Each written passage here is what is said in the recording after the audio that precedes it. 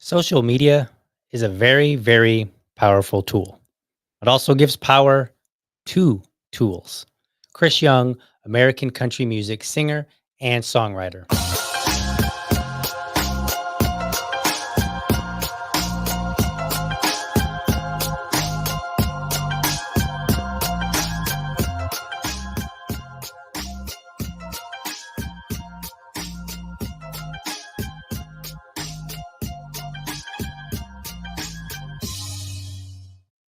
All right. Welcome to another morning episode of the Liberty Dad podcast, a discussion on politics and culture. If you're tuning in live, thank you so much for giving me your time so early. Okay. I believe, and I haven't really been able to, it looks like we are streaming to Facebook now. So now we've got four locations we're going to. We're going to obviously my usuals, YouTube and Rumble, and then also X or Twitter. And then now we've added Facebook. So hopefully this all works out. I did a couple test runs yesterday. Seems like it's working out well. So we will see after the show how well things turned out. At any rate, kind of exciting. All right. So we're talking about homeschooling once again. Back in episode 389, and that was titled, Yes, Parents Are Qualified to Homeschool, I tackled what I thought were some common arguments against homeschooling. And in doing so, I believe that I demonstrated that, yes, parents in general are qualified. Now, that doesn't mean that every single parent is qualified to teach every single subject, which we'll get into. But I encourage you to check that episode out. It's in the show notes. It was a good episode, but the anti-homeschoolers are at it again, and I don't think they actually ever really stop. That's what I saw, and so I decided, you know what? Let's address this again. Now you might ask, but DL, why? You just point to your old episode. Well, yeah, there's that. Number one, some people may not have seen that one, or maybe they did, and maybe they don't remember. There could be some new viewers. And the reality is, there are enough people out there that still believe that homeschooling is a bad idea. Not even like balancing it out with any kind of nuance, just outright saying it's a bad idea.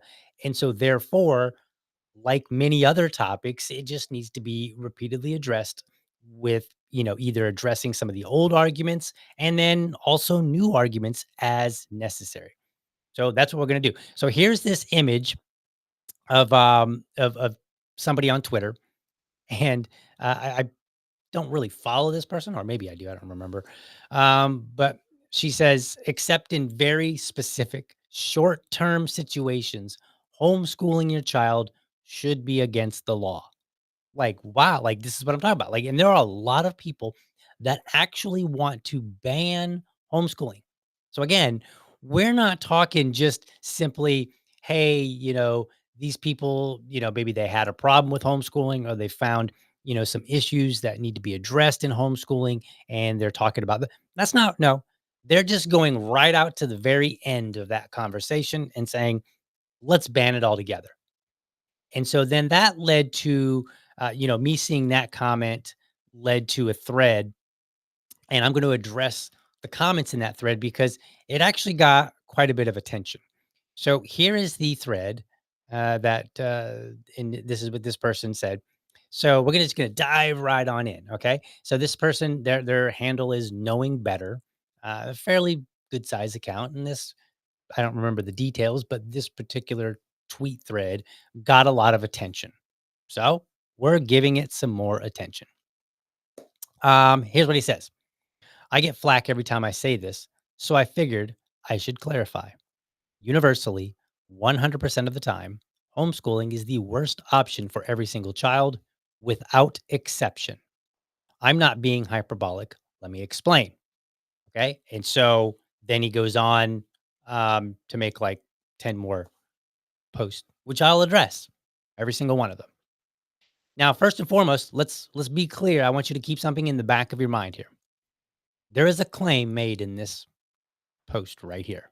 Universally, 100% of the time, homeschooling is the worst option for every single child without exception. So that's a claim.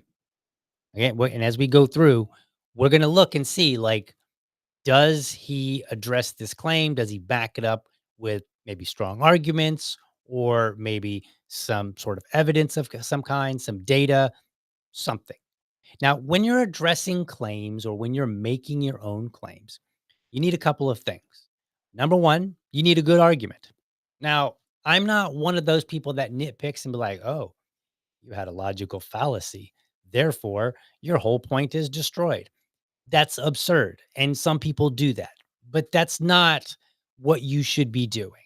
You should have some flexibility because everybody running around making an argument, they're not walking around making arguments as if they were, well seasoned philosophy professors, right? Or philosophers. That's not how people in the real world, people make arguments and, they have logical fallacies behind those arguments. And I think it's if you want to be a wise person, an intelligent person that says meaningful things, then what I would tell you is to get beyond that. I mean, there is a time and a place to address those. Right? But I think rather than just saying, "Oh, you've committed this fallacy, therefore your whole argument's out." Like if you're doing that, just stop talking. You're really not actually helping. You're making the problem worse. Because you're getting so pedantic. It's almost like you're treating this as if it's a very as if people are robotic and very structured, and they're not. So you have to address people in the way that they come to you. So with that, so you need to have a good argument. You need to maybe have some data where it's relevant, and maybe some personal stories. And I think all three of those make for overall a good position to hold when you're having these conversations. And when you have all three of those, when you mix them and you mix them well, then you actually address what people are saying in a way that's meaningful, that they can walk away with hopefully some better understanding of whatever the conversation is. So that's what I'm going to try to do today. We're going to kind of mix in a little bit of that. But again, I did address some, I feel like I went back and I just looked at my notes for episode 389 and I was just like, wow, like I actually wanted to listen to it just to see like how well I did. I know that sounds a bit arrogant, but it's for me, and I'm getting sidetracked here, so I apologize. But for me, when I look back at my old arguments, it's not so much that I look back and I go, "Wow, who was that brilliant fellow there that came up with this?" Okay, so sometimes I do, but mostly what I do is I look back and I say, "Is that an argument that I would still stand behind today?" Did I make some good points? Am I looking back and cringing and going, God, I can't believe I said that. And so when I look back at my notes, I was like, oh wow, yeah, those are some good points that I feel like I brought up. And it's something that I would do again. Like I could take those same notes and do another podcast. And I would feel confident that my perspective hasn't changed with new information or I haven't realized something that I didn't know back then, or maybe some new information comes to light, and I look back and I go, "Oh wow, my old argument actually complements this new argument," or maybe vice versa. So for me, that's how I judge my arguments. As I look back and I just say, would I be willing to give that same argument today? So yeah, go check that out. All right, so let's get on. So he's like, I'm not being hyperbolic. Okay, but it sure sounds like it because you just said universally 100% of the time, homeschooling is the worst option for every single child without exception. He just basically says, look, homeschooling always and forever with every kid, bad idea. Okay, fine. Let's see what your argument says that supports that. So let's take a look. All right, so we move on to point number 2 here. No person on earth is qualified to teach every subject at every grade level. Having a textbook isn't enough. Teachers are supposed to know more than what is in the book so they can answer questions about the book. Even then, you need to know when to teach what concepts. Now, we're going to expand on, no person being qualified enough to teach every subject because I think it's a canard. I think it's just something that people throw out. No homeschooler that I've ever met has said, "I am capable of teaching my child every single subject." Okay? So that's not the argument that's being made. Like, that's not what parents are saying. They're just simply saying, "My child will receive a better education overall in a homeschool environment than they will in some other environment." That's all they're saying. And to buttress that a little bit, I think a lot of the arguments that we're gonna see today are made out of ignorance. In fact, whenever I see people trashing homeschool, I notice that they seem to not know a lot about how homeschooling actually functions. So number 1, and this is a big one, um, a lot of these a lot of these homeschoolers are at home with, like, a mom and, like, what, 1 to 3 kids?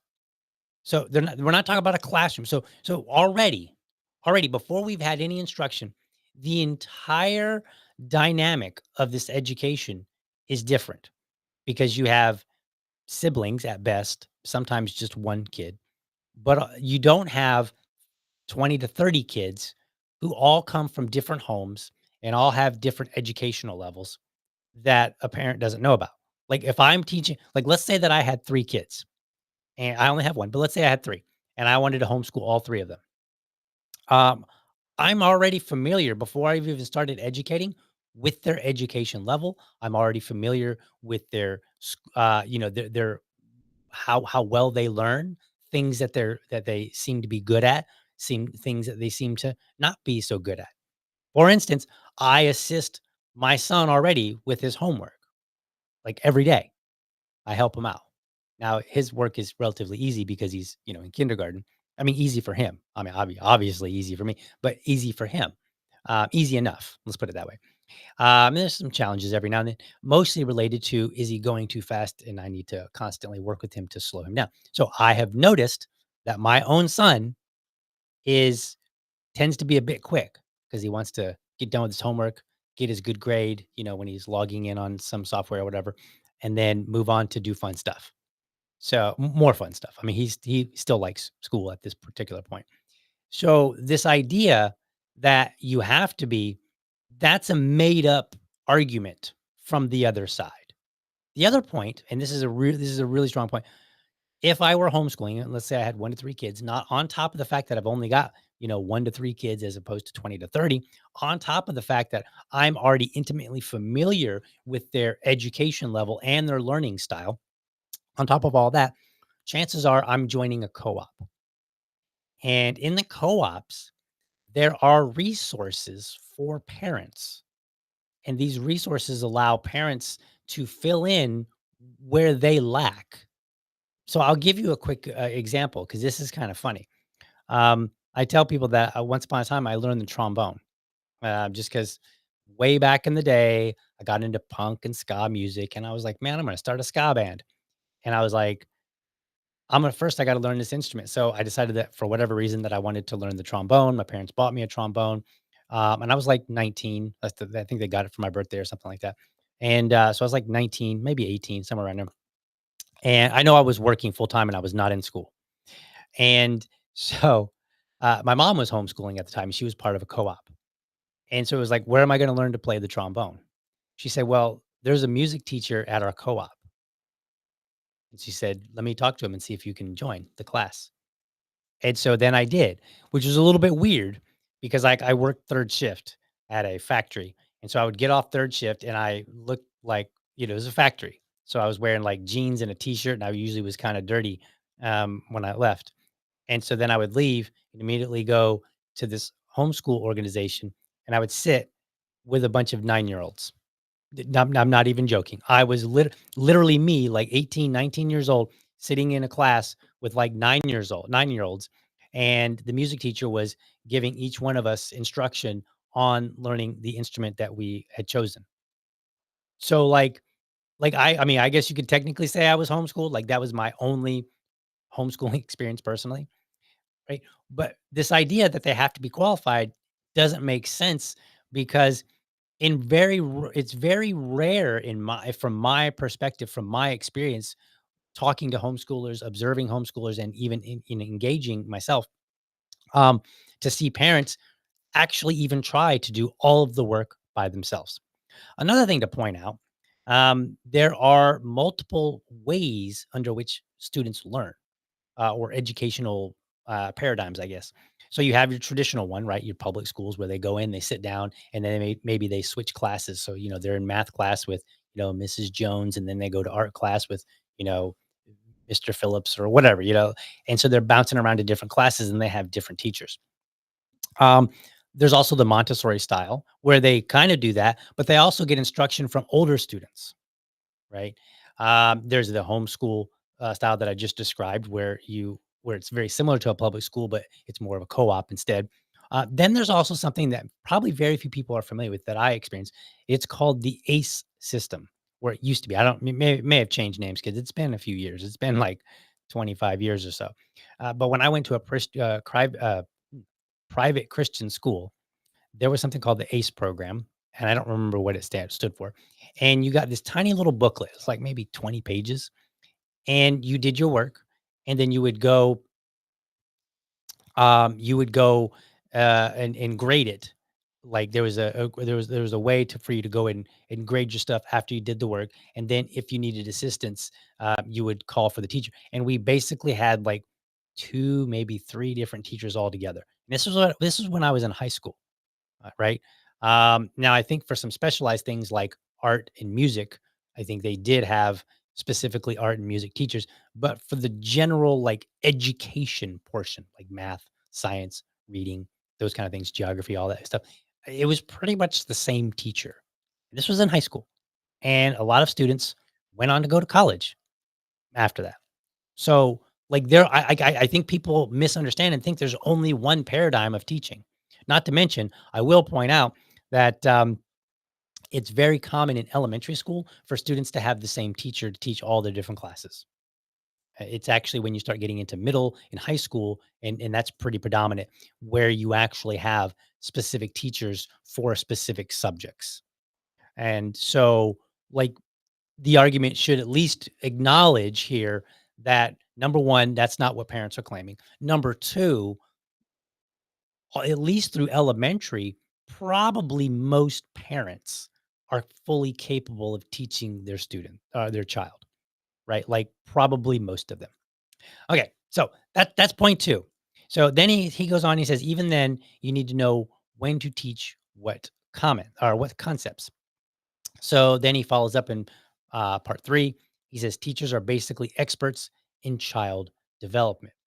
So this argument is interesting because when you think of child development, people often imagine like emotional, physical, and mental well being, which would include like uh, everything from learning their ABCs to learning how to walk, learning how to eat, like child development, right? Like in full. So it's a very broad term. And so I would argue and say teachers are actually not experts in child development. I'm not even sure that I would call them experts in child education. Now, because again, like we just tackled this argument of teaching everything. So he starts off by saying, like, well, or no, he didn't start off, but in point two, he says, okay, no parent can teach everything. But then he goes on and says, well, teachers are experts in child development, this broad term. So it doesn't really make sense. His argument's already like tripping over its own self because if no parent can be an expert in everything, then it kind of stands to reason that no teacher could also be an expert in everything because it just doesn't make sense, right? Like there's going to be something that you don't know. Um, but it's not an unreasonable issue to bring up. Okay, so I've told people that one hindrance to learning anything new on your own, I am what I would call a autodidact. I love self learning. I teach myself many many things. Now, one of the drawbacks to that is that if I'm like when I went to learn web development, well, I had to come and this is what I tell people. I was like, I had to come up with my own curriculum. I had to figure out, okay, what materials should I be learning from? And there were significant challenges in doing that. However, this argument misses again because parents have homeschool resources, as I just talked about. Like co-ops are very common, as are various parent groups in real life and online, and even prepared lessons and coursework. So this I it's like so like again, he's like it's like he's addressing something that's not being said, nor is it actually playing out in the real world. He's like, okay, well, you know, you don't know necessarily what to teach. Okay, but I don't have to because a lot of that stuff is out there for me. I say, like, oh, my kid's in kindergarten. Here is a kindergarten rubric. This is what I need to do. Here's the order in which I need to do it in, right? Like there are resources for me. He goes on to say kids physically can't understand negative numbers until a certain age. The abstract thinking parts of their brain aren't done cooking yet. Do you know what age that is? I don't really know that it matters. Like, let's go ask, if this is that important, let's go randomly grab um, math teachers from high school math, people that have only taught high school math. And let's just randomly ask them, what age does a child can they, on average, what age would a child be able to understand negative numbers? And I'm taking a guess here. I admit it, but I'm willing to bet that a lot of them also wouldn't know. But again, he just said they're experts in child development, right? He said, I mean, it's a broad statement. Teachers are basically experts in child development. Okay, well, if you're an expert in child development, then every teacher would know this. But I'm willing to bet that they don't. By the way, I did look that up because I was curious. And children are ready for negative numbers around late fourth grade, according to a Google search. Now, here's a side note. I don't know about this particular person, but looking through some of their tweets, I'm gonna kind of make an assumption here. But he objects to homeschooling on the grounds that children. I'm trying to think how do I want to say this. Okay, so he just points out, he's like, hey, kids can't understand negative numbers. And we just kind of established that, okay, negative numbers, they understand at the age of roughly around fourth grade. Um, so they understand negative numbers long after they actually learn about numbers, right? Like my son is in kindergarten, he knows numbers. He understands the difference between one and two. If I said, what's 4 minus 4? He understands that it's 0. He understands that you have 4 of something and you take 4 away, and therefore you no longer have anything. So you have 0. So he understands numbers already. And so by fourth grade, almost fifth grade, now we're on average able to understand negative numbers. Now, again, I looked through some of his tweets. It seems like he supports a lot of the gender ideology that's out there. Well, I just want to point out that gender ideology, we're told that children can understand that at around ages 3 or 4, like not even kindergarten yet. And gender is also an abstract concept in the same way that negative numbers are. So it's kind of interesting that people will simultaneously say, well, a child can understand gender at 3 or 4 years old, which is an abstract concept, before they have any fundamental foundation in gender of any kind, right? They haven't been instructed in the same way that you would instruct a child with numbers and say, "No, Johnny, this is 1, this is 2. If you have 2 and you take away 1, you have 1 now," right? Like that's very specific instruction that has to be given to them before they can understand this abstract idea of negative numbers. But then that same crowd, or at least many in that same crowd, will turn around and say, well, without any instructions explicitly, children can understand at ages 3 or 4 gender. And that's an abstract concept, but they've had no formal training that prepares them for that abstract concept. So I think it's very interesting. And maybe that's a point to make when people are if they're going to make this argument and say, hey, when does a child when are they able to understand abstract concepts? Because if you don't know the answer, maybe you're not prepared. So then you can say, okay, let's break that down. let's talk about abstract ideas and let's talk about what you really so in and then you take it to the point you say, I'm not sure that you're being consistent about this child's, in general, we're speaking generally, but a child's ability to understand abstract concepts because it seems like you're picking and choosing at what age and what evidence do you have to support that. Okay. And the point here isn't to like dunk on them, although I guess that could be fun on the internet. But the point here is to illustrate that there is a mismatch in the argument that's being made. And it may be true that children don't understand negative numbers and they cannot understand them until a little bit later in elementary school. That's fine. I'm not quibbling with that. Some kids may be able to understand negative numbers before that. I don't really know. But if we're going to get hung up on abstract ideas and our ability to teach them, then that also applies to other elements in the world that we want them to learn that include abstract concepts. So it's more of a consistency all around. And again, we're talking about teaching children. So if you can't understand that there's an inconsistency, then can you really understand who should and should not be teaching children? Just, point there. All right, let's go on to number 4 here. And let's see. So he says, but let's say you decide to do it anyway because, and so he's kind of creating this like long argument that's broke up over post. So, because you want your child to have a religious education. Now, let me read the whole thing. Your child needs to be exposed to different ideas and people who don't look like them. It's going to happen eventually. Better for it to happen now while you're able to explain why you believe what you do. So, this is an interesting argument. And it kind of makes me believe that this guy is not really familiar with families that homeschool.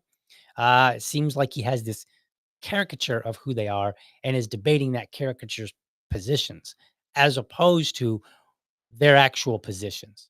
Um, because like yes, a lot of people do homeschool because they they want to teach their child religious things alongside of math and reading and other things. And sometimes they use religious texts like, "Hey, you got to read so many minutes of the Bible every day." Okay, well that's reading, and that's always a good thing in my mind. But has he been to church lately? Like we attend mass, and I'm not sure that it can get much more diverse in relationship to their size. So I will acknowledge that if you go to much smaller churches, you'll probably see a little bit less diversity. But when you get to the medium and large side churches, you see a lot more diversity. And then the supersized churches, there's just all kind of diversity. Also, co-ops and parenting groups are similarly diverse. Uh, but I'm going to disagree with them. If I want to raise my child under certain religious beliefs, I am under no obligation to teach them other religious beliefs. And in fact, the schools are under no obligation to teach them any religious beliefs. In fact, generally it's frowned upon unless it's a Christian school. But if it's a Christian school, it's a private school, then they're not like, let's say it's a private Christian school, they're not obligated to teach students, like, okay, now you've had your Christianity lesson. Now let's move on to your Islam lesson or your Buddhism lesson or your Judaism lesson. They're not obligated to teach any of that. Nobody is. So the schools aren't obligated to teach any of it. um, the schools that do teach it, the private schools, aren't obligated to teach anything that may be different. And parents, similarly, have no obligation. Now, is it a good idea? Perhaps. But to be honest with you, let's just think about this logically. Let's say I'm a Christian and I want my child to learn about Christianity. Eventually, they'll learn about Islam. But if I'm a Christian, how much do I actually know about other religions? So it's interesting, like, he's like, your child needs to be exposed to these different ideas and people that don't look like him, but they already are, more than likely. I mean, unless you're talking about this very narrow group of people like white supremacists, like the real white supremacists, the one that like only associate with other white people. Unless you're talking about them, then it really doesn't apply to the majority of homeschools. Because I've actually been to some of these co-ops and I've seen there's, boys and girls, blacks and whites and Asians and, whatever. Like there's all sorts of different families that are part of these organizations. So like you would have to almost go out of your way to exclude your child from this. And I think this caricature that that anti-homeschoolers build is that this is how all homeschoolers are. They're all just a bunch of white people that only want their kids to associate with white people, and they don't provide any evidence for this whatsoever. But they kind of couch it under this argument of, yeah, but how will your kid get exposed to all this other stuff? Well, the same way that anybody gets exposed to new stuff when they get out into the world, right? Like I have been exposed to far more people in far different cultures after high school than I ever was in high school. And I went to public schools. I went to private schools and I went to public schools. I was not actually formally, other than my trombone lesson, I was not actually homeschooled student. My brother and my sister were. And so my like joining the military gave me more of a broader experience with different people than I got in high school. Because at least in high school, the people that I was associated, they lived in the vicinity. Like I could probably walk to their house or maybe drive within like 5 minutes. Right, so we lived in the same areas, we shared a lot of similarities. Hey, we live in the same town, we go to the same school, we have some of the same friends, we see some of the same people, right? But once I got out into the world, then it was different. I was meeting people that I otherwise had no connection with. Like, when I got a job, when I worked at Rent-A-Center, I worked with people that I had no other connection with whatsoever. Okay, we worked at the same place and we live in the same town, but otherwise, many of the other things that were present in my high school experience and my were not there, right? It was even more so when I joined the military because now I'm engaging with people that don't live in my state, don't live in my city, right? They've maybe some of them come from, a more country background, some of them come from a more urban background, right? Like I was experiencing, a lot of different people from all over the place. And when I started moving around, same thing. I started meeting new people that had vastly vast differences from me. So I think I think they're just making stuff up. They're just kind of got this vision in their head. This is what it this is what it's like. All right. But again, teach your kids what you want. And like how often have we heard this notion that going to college is where you start really experiencing a new worldview, right? Like that's kind of the purpose of it. You go like, and I would agree. I would say like if you go to college, part of your experience is that you're getting a brand new experience that you've never had before. For the same, it's kind of the very same to my military example, right? You're going to meet with people, and you're going to be dorming with people. You're going to be in class with people that um, your shared experience is this school, but otherwise you may not have much shared experience. You may not live in the same town, the same state, right? Like these are things that are very, very common. Some people, you're just going to have a broader experience. So this idea that your child needs to be exposed, yes, and they do. I think it's good for them to be exposed to different ideas and people that don't look like them. But again, I think that's already happening. So um, let's go on to points. We're going to take on 5 and 6 at the same time here because they're kind of similar. So 5 says your child is genius. They may be ahead of the class, but they won't learn how to work with others and help them catch up. This isn't your child's job, of course, but it will be an invaluable skill going forward. Want them to be a leader someday? Question mark. And then we go on to number 6. You know those prodigies who end up in college at 16? What kind of experience do you think they're having? Absolutely zero college kids, sorry adults, will want to hang around a 16-year-old for reasons that I hope are obvious. Let your kid grow up like everyone else. So that's a very interesting argument. And I was just curious. And I pulled up one article here because I was like, what does happen to these child prodigies? Like these geniuses that are like, "Hey, I went to college when I was like 12." Right? Like what happens to them? Well, as it turns out, there's articles that have been written about them. And as it turns out, the guy's wrong yet again. So let's just kind of skim through this article here. So here's an article from the BBC written in 2023 and it says Mensa, what happens when child geniuses grow up? Great. What a great article for me to find. Uh, Teddy, let me zoom this in so you can see it a little bit better. Teddy, who can count to 106 languages, including Mandarin, is already far more advanced than his peers. But what happens to children like Teddy when they grow up? 2 days ago, or 2 decades ago, Christopher Guerin was in a similar position to Teddy. He was crowned Britain's brainiest kid, age 12, in 2002, beating thousands of other kids on the TV show. It was something that me and my family didn't expect at all, said Mr. Guerin, now 32, from Birmingham. My face was in all the papers on the BBC News website. With an IQ of 162, he was already a member of Mensa, something he joined after watching an episode of The Simpsons and seeing Lisa Simpson sign up. So, as far as having this normal childhood, but he went to college at 12. Is that what it said? It said 12, right? Yeah. No, he was crowned the brainiest kid at age 12. Okay. And so he was already a member of Mensa because he was watching The Simpsons.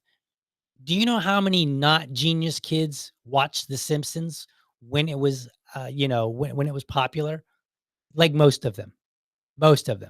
He was already, in some ways, a normal, everyday, average kid because he was watching The Simpsons, right? Like maybe you have this caricature of who these genius children are. Like that's all they do is just sit down and crunch numbers all day and then go to bed, wake up, and then they're like, all right, I guess I'll read, the Odyssey and the Iliad.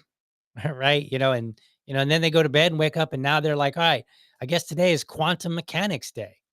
Like, I don't know what you think here, but a lot of these kids in some ways are still having a normal childhood. All right. Mensa accepts people who score within the top 2% of the general population in an improved intelligence test. His win opened up plenty of opportunities, including being invited to watch his beloved Aston Villa play with the club's chairman and a free trip to Ireland from the Irish tourist sport. Both his parents were from there. There was an expectation on him to excel, but he didn't find it to be negative. Huh, that's interesting. In fact, it spurred on him. Quote, I personally responded well to that, he says. I think even if I hadn't won it, I still would have wanted to excel at what I was doing anyway, but it definitely gave another angle of it. I went to a state grammar school, so that meant that being academically competitive was a big part of the school ethos anyway. So it was a really good environment to be part of, and most people responded to it positively. Oh, oh. Now, this is one example, but let's think about this. Your kid, nobody wants to hang around your kid, but then he says he went to a school where the ethos itself of the whole school was academic competition. In other words, the other students were there for academic purposes. So they shared an interest. They shared a similarity. Like, hey, I'm academically gifted. So are you. We're competing. Good luck. Right? Like they had like it and he said most people responded to it positively. Hmm. Britain's brainiest kid went on to achieve 3 master's degrees, including one from Cambridge, and is currently studying for his PhD. So he got 3 masters and went on for a PhD. Now, aren't we always hearing about like, hey, now this kid, I don't think he went homeschool, but aren't we always hearing about, more education, go to college, get a master's, get your PhD, you can't get a job without it, blah, blah, blah. Okay, well, this kid was a genius and pursued academics. And so far, as we're reading in this article, quite beneficial. So let me get this picture here. Let me zoom out so you can see this picture here of him with some adults. They all seem to be chill. Like I was just told a moment ago that nobody wants to hang out with your 16-year-old kid, which if you're going to a school where there's a lot of partying going on, yeah, they probably don't want to hang out with them. But if you're going to a school where academics are important, then no, actually, I think that's going to be a slight difference because they're there for a shared reason to excel academically. All right. So his day job is an assistant principal at a secondary school where he uses his experience to encourage his pupils. So he's a regular, everyday, average Joe. That's what happened to this guy who was a genius, right? He didn't get to grow up like every other kid exactly. In some ways, yes, but in other ways, they expanded upon the fact that he was a genius. and he liked it. He responded well to it. People around him responded well to it. I've done assemblies about making the most of opportunities. Wow. So now he's like, hey, maybe you're not a 162 IQ with all these particular opportunities, but maybe you have these opportunities. You should make the most of them. That's what he's teaching. You know, he goes on to say it doesn't have to be quizzes or academic things, but whatever you've got some sort of interest in, it's a really enjoyable thing to do. Um, and I'll read this next line and then we'll just move on. Iran Fernandez, 27, was another gifted child and says he also did not face any extra pressure. Oh, okay. So um, basically, now these are just two anecdotal stories. So I get it. It's not data per se, but there aren't that many. In a sense, it kind of is because there aren't that many gifted children who have like a 162 IQ. That's not common. So therefore, just two examples is already a large percentage of them. Right? Like we're a significant percentage. Two examples in the regular world is nothing. Two examples of people that have, very high IQs, Mensa level IQs, that's something. That's a bigger percentage of them. I don't know if this guy does percentages. I assume he does, right? But the point being here, like I can point out in this particular case, I can point out two anecdotal stories and they kind of substitute for data just because there's so few of people in that area in the first place. So, like, I think we've squashed that. Let's go back to it here. All right, so I think we've squashed it. Um, let your kid grow up like everyone else. No, help your child be the best person they can be. If your child has a 90 IQ, help them be, the best 90 IQ they can be.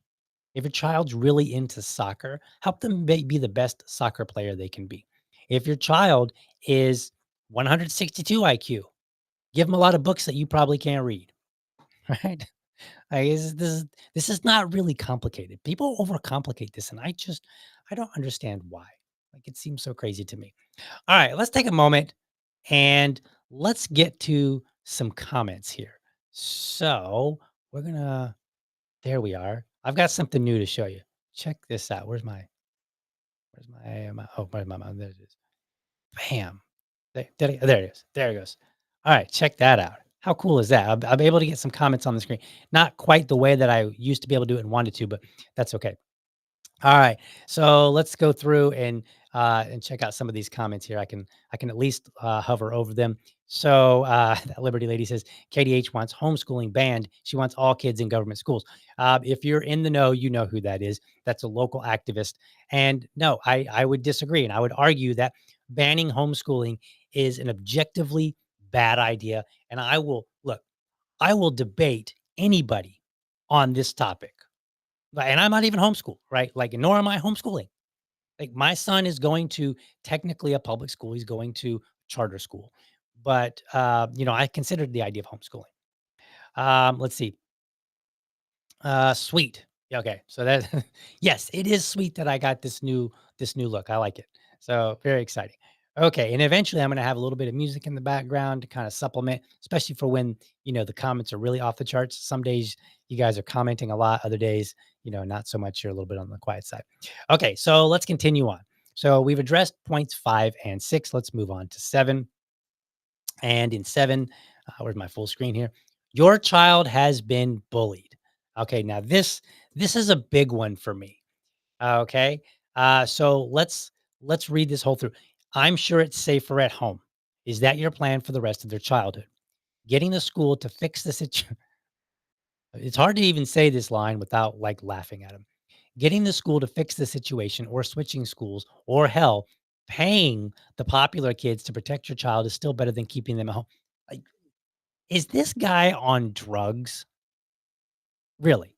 Like, I know that sounds kind of like incredulous, like, but is he on drugs?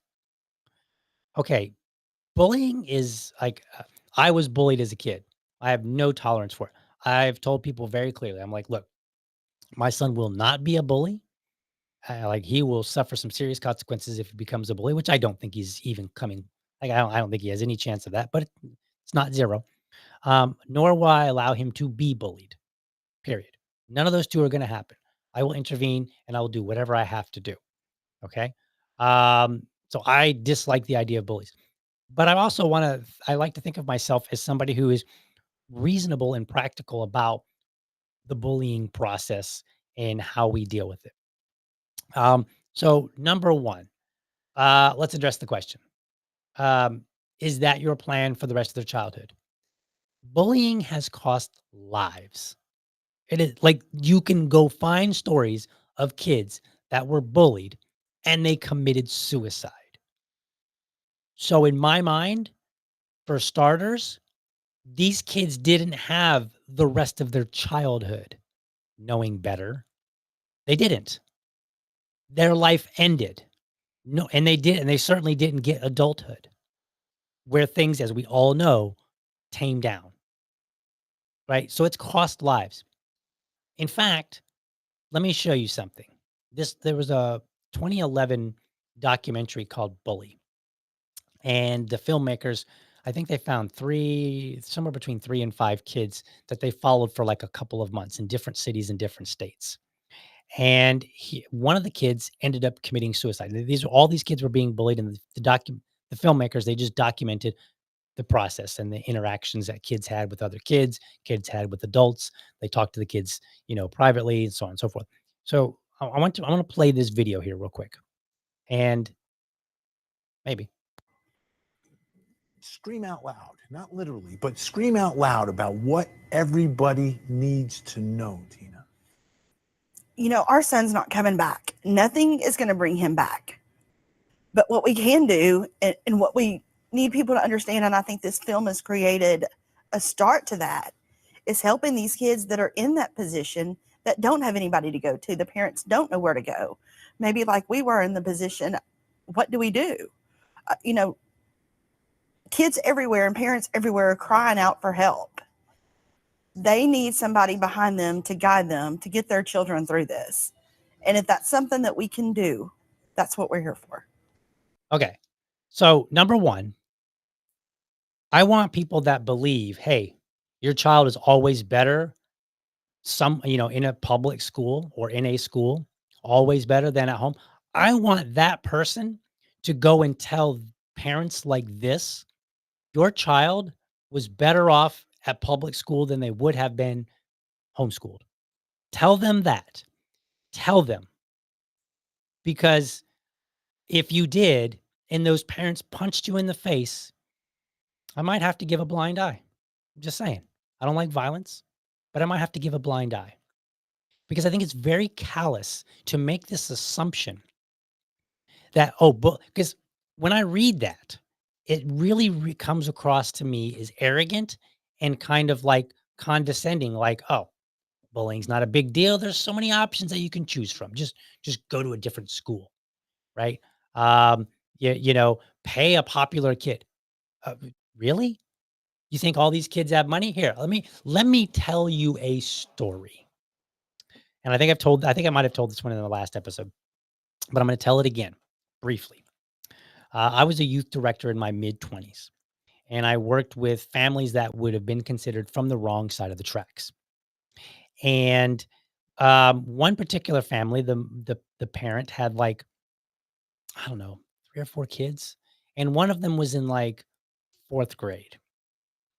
And she said, "My son is getting bullied on the way to school and on the way home. And his older brothers, well, they're in too much trouble to do much about it, and the other kids know it, so they pick on him, knowing that if the brothers start a fight, they could go to juvenile detention or whatever." And she's like, "I don't know what to do." So let me tell you a little bit about this. This family was poor. When I visited their house, like wealthy liberals that have this attitude probably cannot imagine what the house looked like. And I'm not trying to dog upon them. I'm just trying to paint a picture of who this person is. They're on welfare. They didn't graduate high school. The mom had ratty hair and some facial hair, like some hair on her chin, was overweight, not dressed very well. And again, I want to make it very clear. I'm not dogging on them. But this is the kind of person that doesn't get a lot of attention when they speak up. When they go to the school and say, "Hey, this thing is happening to my kid," they don't get heard because they don't have the resources to fight you if you ignore them. And people know this. And I know this because we experienced it. Because I said, "All right, well, let's go to the school and we'll talk to the principal." So we made an appointment. I went in with her and I said, "Hi, I'm the youth director for Such Church. And this is the mom, and we want to talk about her son." And we told him, we said, "Hey, he's getting bullied, and other sons have, they've been in some trouble, and so there's not much they can do about it. How can you help us?" And how he helped was to tell us, "Oh yeah, your kids, it's not really bullying that's the problem." And we're like, "No, no, we're telling you, he's being bullied. He's coming home and he's saying these kids are doing this thing." And the guy proceeds to talk over us basically and say, "Well, actually, what's really going on is there's some anxiety from going third to fourth grade." And I was like, "No, we just told you what was going on. We said he has reported being picked on by other kids on the way to school, on the way home, to the point that his mother has to physically drag him to school because he wouldn't go because he didn't want to get picked on. And his older brothers were a step away from going to juvenile detention."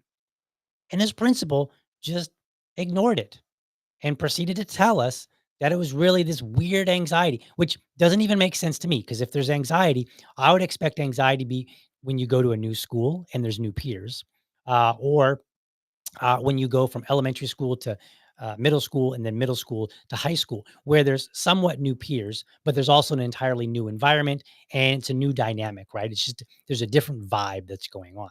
It's almost like there's this line, and it's like elementary, then you have this line. Now you're in middle school, and then there's yet another line like now you're in high school. Things are different, right? Like if you had said there was anxiety from crossing those lines, I would have been like, "Oh, okay, well that makes sense."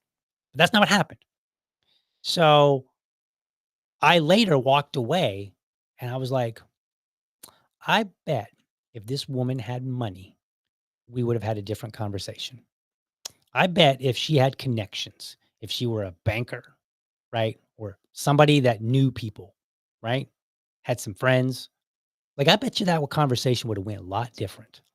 So this arrogance, like, "Oh, just do this, talk to the schools." Like, and there have been documentaries that say like schools aren't cutting it. It's not happening. And there's zero tolerance policies.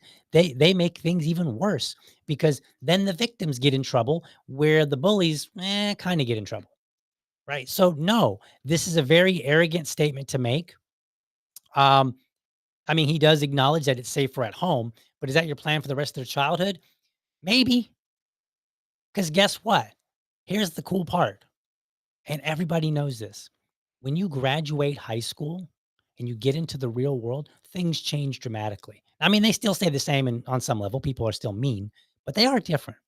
I remember after I graduated high school, like people would like I would see them in the store driving down the road or walking down the road or whatever, and they'd be like, "Oh, hey Daniel, hey, what's going on?" They would wave at me. And I'm like, we were not even friends. We never talked in high school. And now like you're waving at me like we were friends. In fact, after I graduated um, middle school, I was riding my bicycle.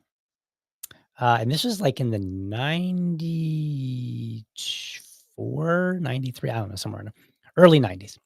I graduated middle school from a Catholic high school or middle school. And I was riding my bicycle around the neighborhood or whatever. And I passed a girl that I'd went to school with. She was one of the cool kids. I was not. Okay.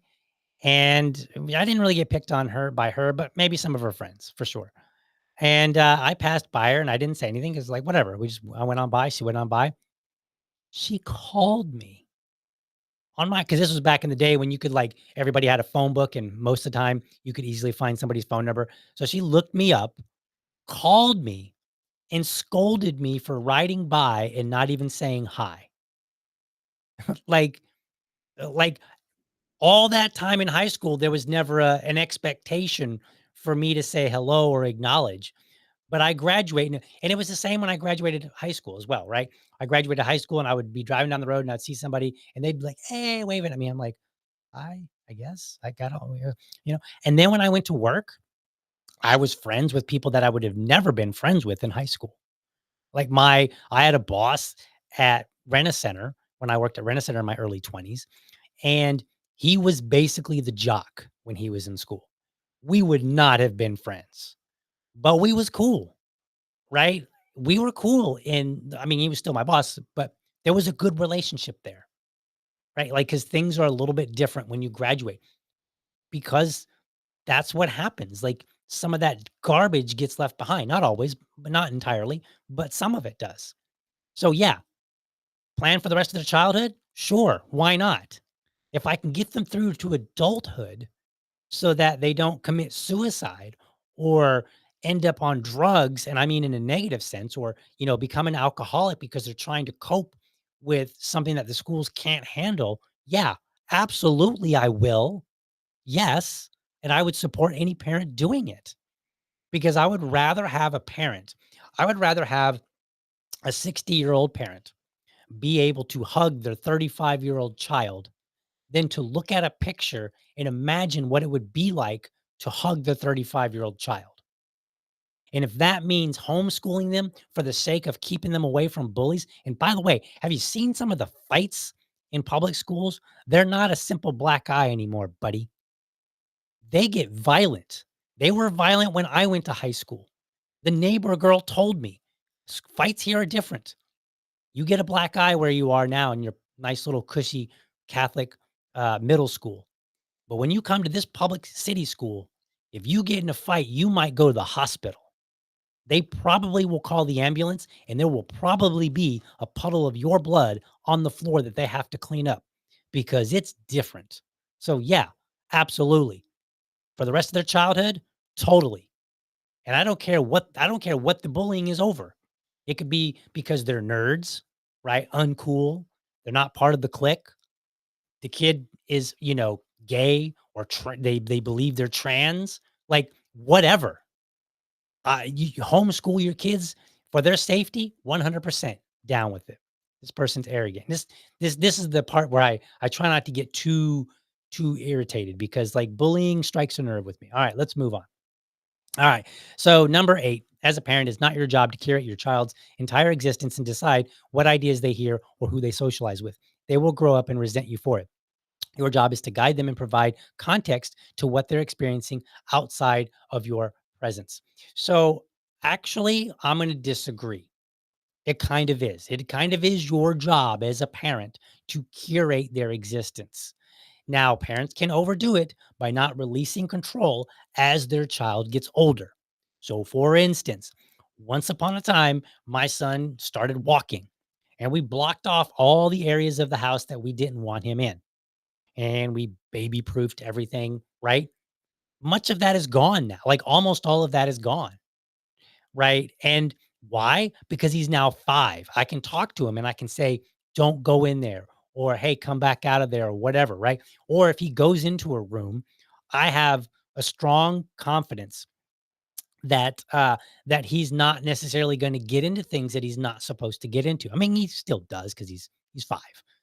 But again, he's 5, but he's different than when he was like 3. When he was 3, he didn't understand a lot of things, and so he was just curious, and he would just grab whatever, right? Now he's 5, he understands what things are. He knows to ask if you want. He might say, "Hey, Dad, can you get that for me?" Right, whatever. Like, he has a different understanding, and as he gets older, I will loosen up. Eventually, and I don't know what age, I just judge it by based on knowing my son, but at some age, he's gonna get to ride his bicycle around the neighborhood all by himself, and he's gonna be I look forward to the moment that he comes home and he's like, "Dad, I rode all the way around the neighborhood all by myself." That's gonna be exciting. And yeah, some parents, they do go overboard, but it is your job to curate their existence and then just dial it back as they get older, right? This is why parents weep and cry when their kids go off to college because this is like a huge step. They remember what they remember having to babygate stuff. And now their child is going off to college where who knows what's going to happen, right? Like they could hook up and get married. They could leave the country. Like they could do all kind of crazy things, you know. Hopefully not too crazy. But the point is, like, that's your job as a parent. My mom, when I was driving, so I was at least 16.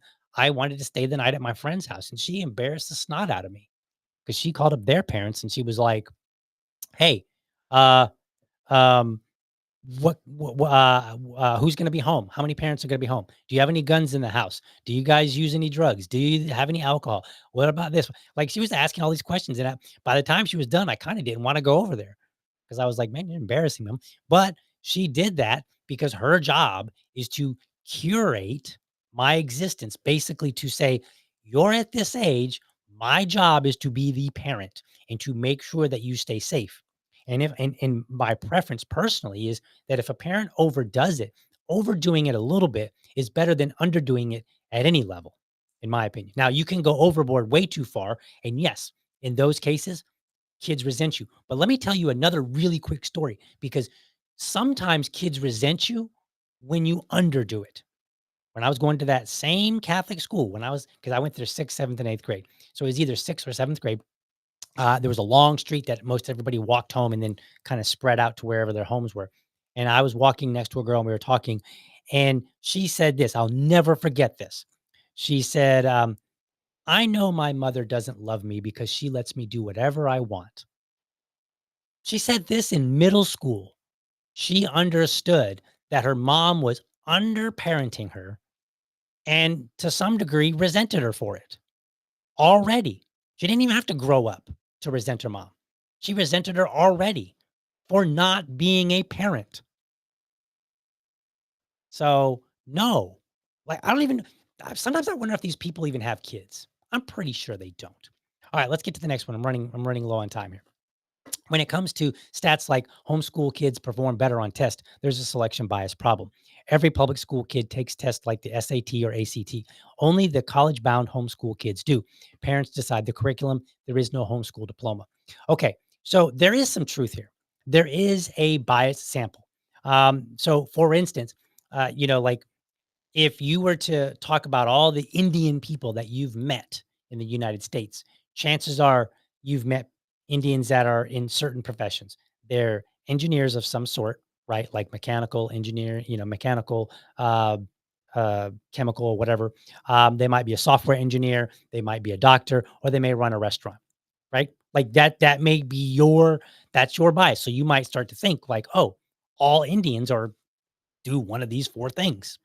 But that's not really true. Like if you go to India, you're going to find that there are like plumbers and there are mechanics and there's, roofers and there are, people that have office jobs, like just regular boring office jobs where they're staring at Excel spreadsheets all day, or, maybe doing TPS reports, those kind of things. You're going to find a wide variety. But over here, if you were just to make the assumption like, oh, all Indians are super smart and engage in some sort of STEM type field or they're a restaurateur, then that's selection bias, right? You've got this selection, you're biased. That's what's informed your worldview about a broader group of people. So to a degree, that's true. However, consider that depending on the source, somewhere around 60 to 74% of homeschool students go on to attend college, whereas only 44% of public school students do. So the bias isn't really all that strong when you look at the data. But even if you dispute the data, how well do homeschool students do in the real world? Forget test. What data does anybody have that hates homeschoolers or is anti-homeschooling? What data do they have regarding homeschool students and employment, income, criminal records, things that matter beyond a test in the real world in society? They don't have any. How do I know? Because in every argument, every article that I've read, I never see anybody mention any of it ever. Nobody ever says homeschool students have lower incomes. Nobody ever says homeschool students have, significant increase risk for criminal records, right? They're less employed. Nobody says that because it doesn't happen.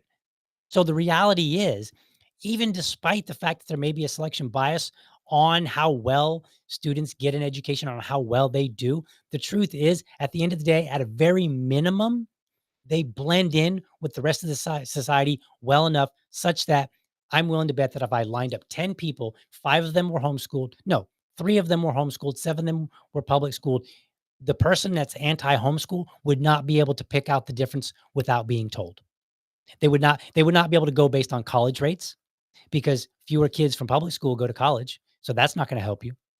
We have no data on income, criminal records, or employment. So they're not going to be able to use that, right? So they won't be able to tell unless you give them something that's very specifically related to homeschooling. Like if you ask them, like, what school did you go to, right? Like, and they can't give you the name of a school or what was your mascot, you know. But otherwise, you're not going to be able to tell. All right, let's get this whole show over with. All right, we got the idea of a trad wife teaching her 8 blonde kids in a farmhouse is the exception when it comes to homeschool. I mean, okay, yes, that idea is the exception. That's also not the idea that homeschoolers are presenting. They're not making that argument. Like you might see pictures of like, the blonde woman with, 8 kids, but and that's more for just graphic and design, but that's not really the argument that they're trying to make. That's a caricature. That's not a reality, nor is anybody trying to say it is. More often than not, homeschool is a dumping ground for kids who have failed out or been expelled from everywhere else. It's a dead end to their education. So again, going back to beyond test, where is the evidence for it? He doesn't present any. Hitchens' razor. That which can be presented without evidence can be dismissed without evidence. All right. It's basically an argument like it can actually be the opposite. And I can't really go into the story, but my mom did homeschooling with my brother and my sister, and she actually homeschooled some of those same kids that I was talking about earlier that were at risk because they were having trouble, with school. They were constantly in trouble. So she brought them in. So actually, in our case, in this one example, it was a dumping ground for kids that were at risk already. But that's actually out of the ordinary, out of the norm. So in some ways, homeschooling can be a benefit to kids that aren't getting their education in the public school system by people that are supposedly experts at child development. But yet there's all these kids that aren't getting developed. Some experts. All right, more often than not. Okay, I already read that. So let's go on to the last one here and then we'll wrap it up.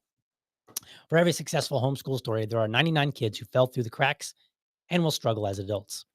As an adult. Again, no data. No data to support that. And that successful kid would have been much better off in a public school surrounded by diverse peers learning things you can't teach them. Again, no evidence for that. All this is the only thing that's being presented here is you parents are too dumb to teach your kids. That's it. That's the entirety of the argument. And the truth is, homeschooling overwhelmingly provides better results. I have no doubt that you can find adults who received a poor education. They maybe have some gaps or maybe even resent their parents. Those are, as far as we know, outliers. I think that what this is really about is not about education. It's about controlling beliefs of parents, of the beliefs that parents teach their children, rather than whether or not the kids are actually getting a proper education. Now, why would I say that? How about this? If it were really important to these people, these anti-homeschoolers, that that a proper education is paramount, then maybe they would direct their attention towards the 26% of 12th grade students who scored at or above a proficient reading level in math. 26. Actually, it would be the 74%. So they would, I've got it reversed, but they would direct their attention to the 74% who are not at or above proficiency in math.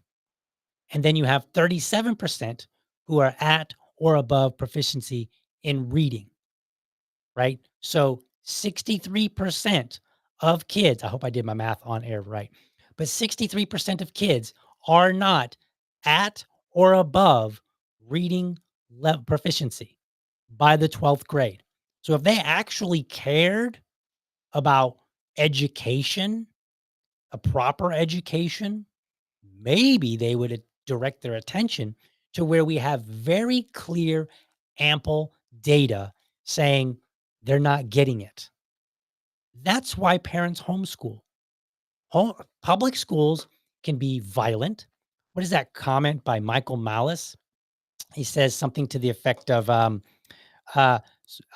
school is virtually the only place, I'm paraphrasing, school is virtually the only place where many people will ever experience violence.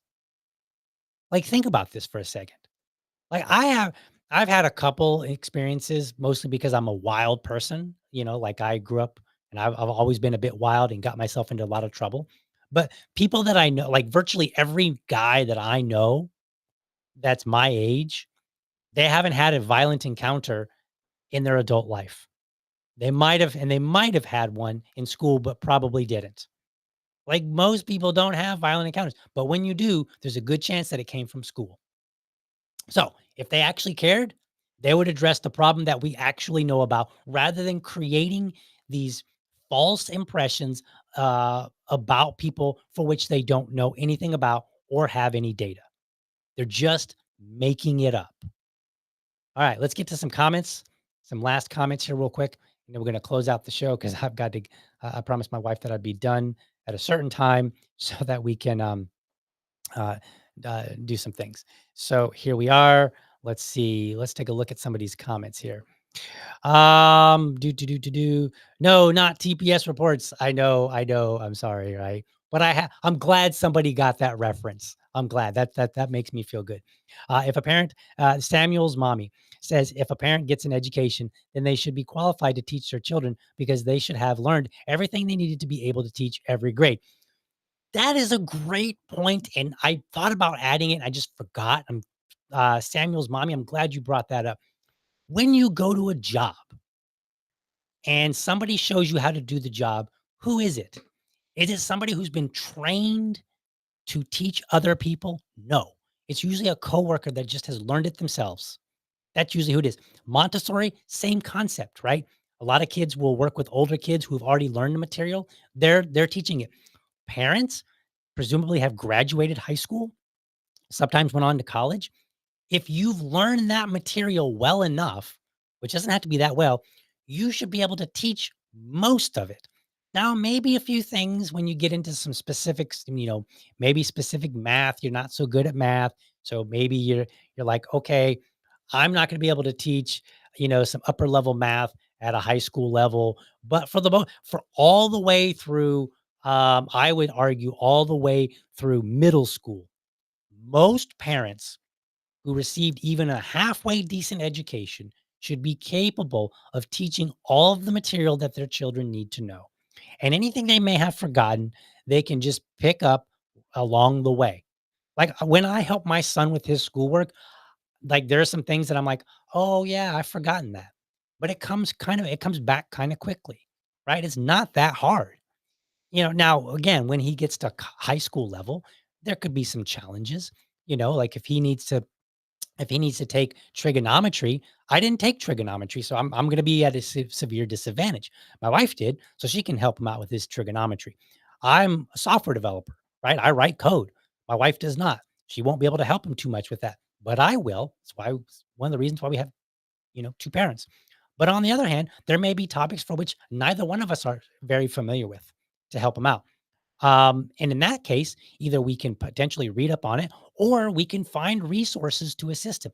Same thing applies in homeschooling. Like I said earlier, there are ample resources for any parent. So a parent actually doesn't have to know everything, but to a certain level, I would expect that they probably have no problem whatsoever teaching. No problem. All right. Um, that Liberty lady says, Liberty Dad, don't forget to mention Rumble Rants and becoming a subscriber during the live stream and joining your locals. She's standing on my neck about this, which is good. Like, that's what you want your producer to do, is stand on your neck and like, hey, stop talking about the topic that you're talking about and promote yourself a little bit. So one more comment here real quick. If the, I was trying to read it, if the argument, let me move this screen a little bit. It's being a little bit weird. Let me just put it back full screen because I got to move some screens around to do this. But I'm going to read this last comment here where it's a little bit easier. If the argument is, and this comes from Samuel's mommy, you need extra education to teach, then you can posit that the previous education was not sufficient. You can.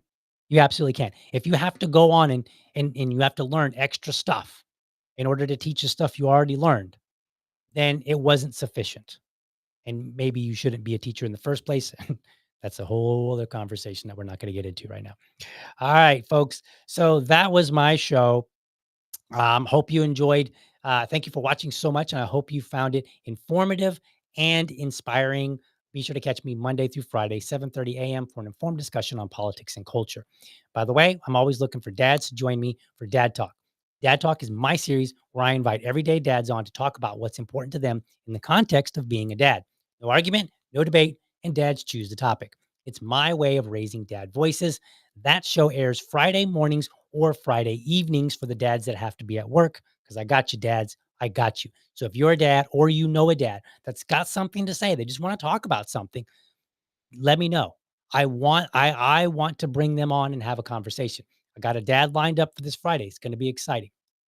Um, Getting back to what I was told to get back to. So, um, like and subscribe to this show, if you will. I got that messed up. But if you enjoy the show, be sure to like and subscribe. And for the really serious folks out there, you can hit that bell so that you never miss an episode. And then remember that there are options to support this show. You can send me a Rumble rant. You can sign up on Rumble. You can sign up on Locals. Go to libertydad.locals. No, locals.libertydad.com. Nope, I got that wrong.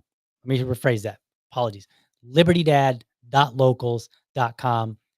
I was a web developer. I should know better, but it's libertydad.locals.com. Go there, sign up. You can support me that way. It's $5 a month. The gist of it is simply that once a month, we'll have a private show for the subscribers only. Second of all, we will that's where I have conversations with my audience to talk about, like, what do you like about the show, what do you not like about, what things can I do to improve, what topics do you want to hear about, is there something that you want me to make a response video to. Those are the kind of conversations that we're going to have, and that are going to be for my subscribers only. All right, let's wrap up this show and let's get out of here. So be sure that you are subscribed to my YouTube channel or my Rumble channel. You can go to youtube.libertydad.com or rumble.libertydad.com. While you're there, let me know how I'm doing by leaving me a comment. It also helps on the algorithm. Last but not least, I want you to remember, if you're a champion of liberty, your business is people and your product is liberty. I want you to have a great week. Catch you next time. But for now, I'm out.